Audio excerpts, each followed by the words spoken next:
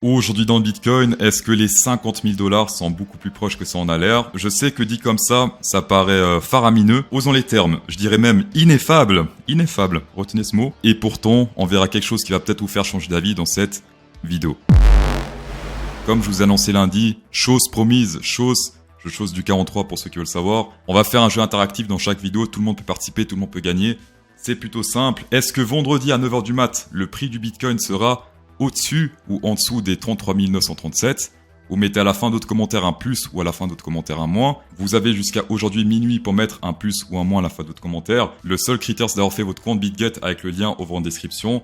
Aucun critère de dépôt, aucun critère de KYC, juste faire votre compte, ça prend 15 secondes pour ceux qui n'en ont pas encore. Il y a un truc qui me fait extrêmement plaisir, qui me remonte le moral sur ce graphe. Eh bien, c'est cette zone de volume gigantesque ici. C'est la grosse baston entre les boules et les bears.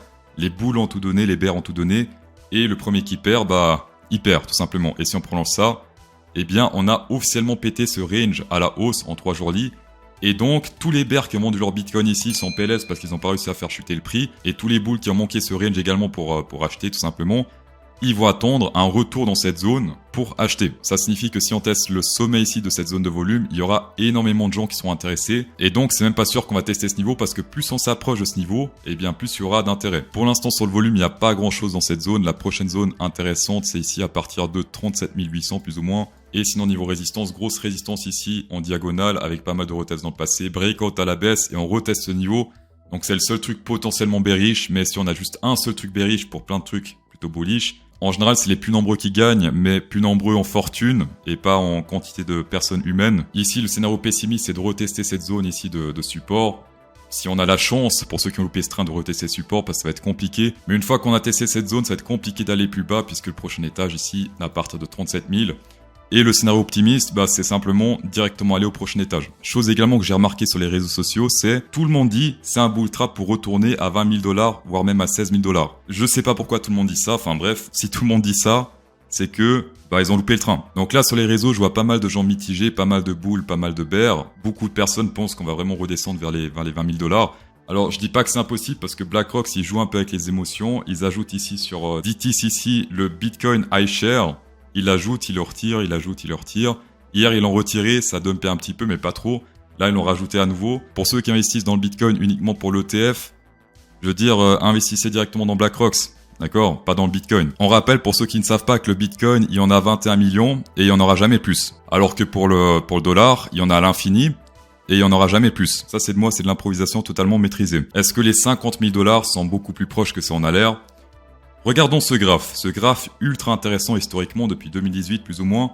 On a ici le Realized Price en bleu. Qu'est-ce que c'est? Simplement le prix d'achat moyen des bitcoins, de tous les bitcoins ensemble. À tous ceux qui se disent ouais mais c'est un truc incroyable, on est suracheté. Alors dans ce cas, rappelons qu'il y a énormément de personnes qui ont acheté du bitcoin sous les 1000 $, sous les 100 $, sous les 10 $. Et qui depuis ont perdu tout simplement leur accès. Tous ces gens sont compris dans cette ligne bleue. Est-ce qu'on peut parler de surachat quand on est au-dessus de cette ligne bleue? Eh bien, je pense pas parce que regardez, ça fait un support. Pour l'instant, on est sur le vert, c'est le Active Realized Price, donc c'est les bitcoins qui sont en mouvement actuellement. Et le rouge, je ne sais pas trop, Volted RP, je sais pas trop ce que c'est, mais visuellement, on dirait qu'ils ont pris cette distance-là entre le vert et le bleu et ils ont fait x2. Qu'est-ce que ce graphe nous dit? Eh bien, première chose, c'est que il faut acheter quand c'est bleu. Tout simplement. Regardons historiquement le Active RP, la ligne verte. Pété à la hausse, transformé en support et hop, road to de rouge. Ensuite, qu'est-ce qu'on a fait? Pété à la baisse, résistance, road to de bleu. Ensuite, qu'est-ce qu'on a fait? Tester, pétage, retest, road to de rouge et même beaucoup plus haut. Ici, qu'est-ce qu'on a fait? Tester le vert, rejet à la hausse, donc ça fait office de support. Ici, c'était le seul qui a pas très bien fonctionné. On a fait des fake out un peu au nord, au sud avant de vraiment descendre jusqu'au bleu. Et là, on reteste le vert. Ici, on est sur un moment crucial du Realized Price. Pourquoi? Parce que si on transforme ce truc vert en support, pétage à la hausse, transformation support, eh bien, historiquement, road to de rouge. Et pour l'instant, le rouge, il est où? Il est à 50 000 $. Donc ici, le truc malin pour les longs termes, c'est de faire le premier TP sur le rouge. Ici, là également. Et ensuite, le deuxième TP, c'est quand on réintègre de manière bearish le rouge. Donc là, ça paraît un peu nul parce qu'on n'a pas vendu le top, sauf que ceux qui vendent ici, ils ont acheté dans cette zone, d'accord? Et là, on est en profit. J'ai sorti le Epic Pen, on va tester un truc. On prolonge le truc vert ici. Si on pète ça à la hausse, reteste et signe de force, et bien là, c'est ultra bullish. Donc, qu'est-ce qu'il faut faire? Pour ceux qui ont investi, simplement holder jusqu'à la ligne rouge autour des 50 000. D'accord? Ici, premier TP. Ensuite, si on pète ça à la hausse, ultra bullish, et ce qu'on attend c'est une réintégration bearish de la ligne rouge pour prendre son deuxième TP. Ça c'est une stratégie long terme qui a l'air vraiment performante, donc pour acheter, clairement le bleu, pour vendre c'est le rouge premier TP, voire beaucoup plus haut puisque des fois on le pète totalement à la hausse. Pour ceux qui ont loupé le train, qui sont pas encore dans le train, le vert historiquement c'est intéressant, mais il y a mieux, puisque des fois, hop, on se rejette à la baisse comme ici, et tout bleu. Sélection naturelle sur le court terme, on a un gros pic ici autour des 31 000 $, donc ça correspond plus ou moins à la zone de support qu'on a vue en 3 jours lit. Mais si on shake également en termes de boss, regardez cette boss qu'on a là, jusqu'à environ 35 600 $, grosse boss, alors qu'à la baisse, ici, il y a que dalle, il y a zéro. Il y a moyen que l'argent avec toutes ces bosses combinées représente plus d'argent que ce pic, que ce Burj Khalifa. Pour commencer l'aventure crypto avec des gros avantages, vous avez jusqu'à 32 000 $ qui sont offerts au ventes description. Entre 20 $ et 8 000 $, non KYC obligatory et 10% de rabais sur les frais trading sur BitGet. Et en plus, pour ceux qui ont un compte BitGet, vous pouvez participer au concours CryptoSauce. Entre 5 et 5 000 $ et 10% de rabais sur les frais trading marche traditionnelle gros plus sur BingX. Et sinon, 2 $ et 4 000 $ sur Mexi et plus de 2000 altcoins overrun Mexi. On va passer overrun Ethereum en 3 jours libres. Alors ici, il y a une chose ultra intéressante qui est en train de se passer puisque on a fait un fake out ici à la baisse avec ce range. Et là, pour l'instant, on a pété légèrement à la hausse, ce range également. Ça galère pour l'instant, aller un peu plus haut. Souvent, quand on pète des ranges comme ça, c'est plutôt réactif par la suite. Et là, pour l'instant, aujourd'hui, c'est du rouge. En tout cas, ce qui est sûr, c'est que pour les traders RSI, vous êtes mis bien, puisque on a breakout cette résistance avec cette bougie-là. Et ensuite, pump to the moon. Donc, une fois plus, le RSI prédit des pumps majeurs, ça fait plaisir. Et pour ceux qui ont la target de ce range, simplement on prend la hauteur.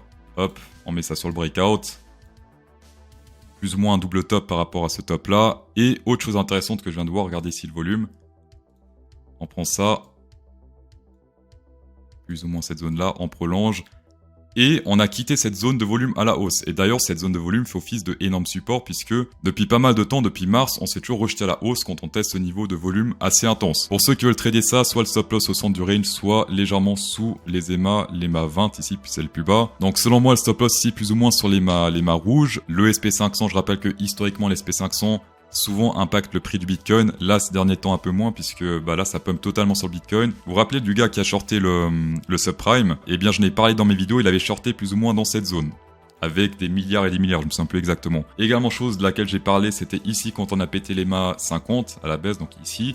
Souvent, on a un retest un peu haussier avant de bien se péter la gueule. Donc là, souvent, quand on pète en tendance haussière l'EMA 50 sur le SP500, c'est pas très bon pour la suite. Également, un signe de faiblesse s'installe puisque bottom du range, top du range, bottom du range, top du range, deux fois, bottom du range, plus top du range, donc signe de faiblesse dans cette zone, et hop, on reteste le bottom de ce range. Donc ici, les bouts, ils ont même plus réussi à tester le top de ce range, ce qui également est plutôt bearish. Et sinon, les mâts 200 également, dangereusement mais sûrement, regardez ça, on pète à la baisse, on repète à la hausse, on repète à la baisse, alors que normalement, c'est un support de tendance haussière. Sur le calendrier, il y a Powell qui va parler ce soir. We have to remove the Bitcoin ETF. Enfin bref, il va juste parler, donc il n'y a pas d'annonce de taux d'intérêt. Ça peut bouger un petit peu, mais sans plus. C'est les taux d'intérêt qui font le plus bouger le marché. Également à 19h, il y a Lagarde qui va parler, mais ça tout le monde s'en fout, à part peut-être Macron. Pour ceux qui n'ont pas compris, Lagarde est une femme d'âge mûr. Voilà. Sinon, plutôt tranquille cette journée. Dans tous les cas, Master, shakez cette vidéo. Mettez plus ou moins à la fin de votre commentaire. Insérez un pouce bleu également dans cette vidéo pour incrémenter encore plus le plaisir. Et bonne soirée.